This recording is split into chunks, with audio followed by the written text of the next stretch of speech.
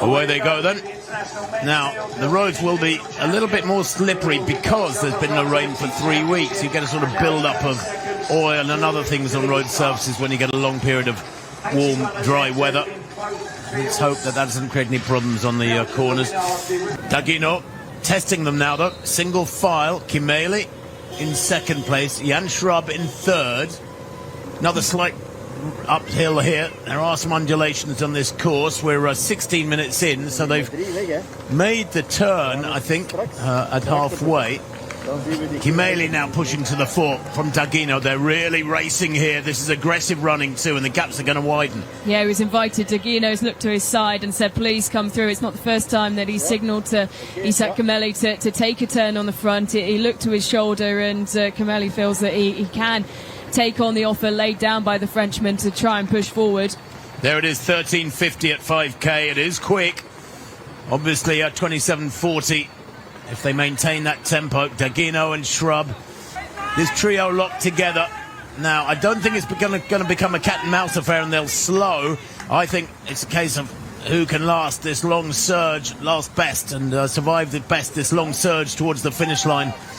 As Dagino, less heralded perhaps than one or two other race runners in this race. Jan Schrubb is a famous racer. He's a fabulously consistent racer.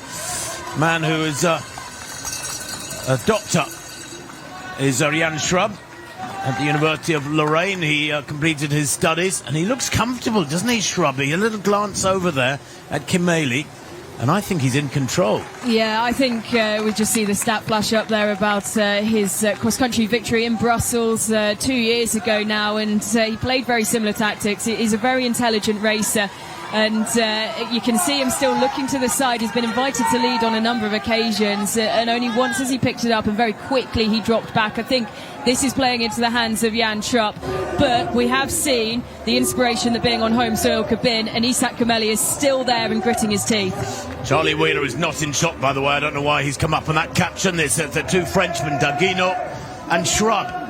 Leading at the moment is Schrubb now, and he's a little glance over his shoulder then, and another one. He's just trying to see. He's obviously cranked it up a notch or two. He's accelerating here, Schrubb, trying to see what effect it's having. And I think they've got rid of Kimeli.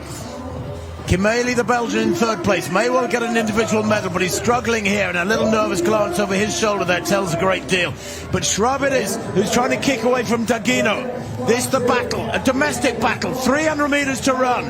Jan Schrubb, a fabulous racer on the country, a great track racer, a great road racer, and he is heading now for gold because he's got the gap on his teammate Etienne Dagino.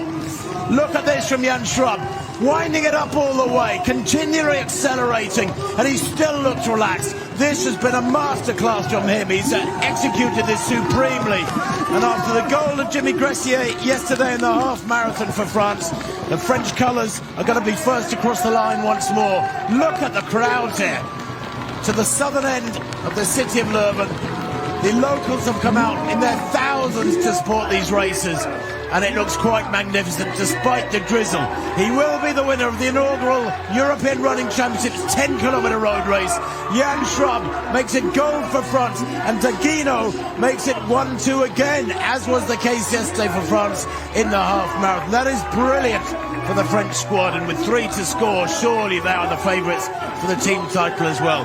Well, Kimeli had to give best to those. Ishak Kimeli for Belgium takes the bronze. He makes sure the home nation gets onto the rostrum. And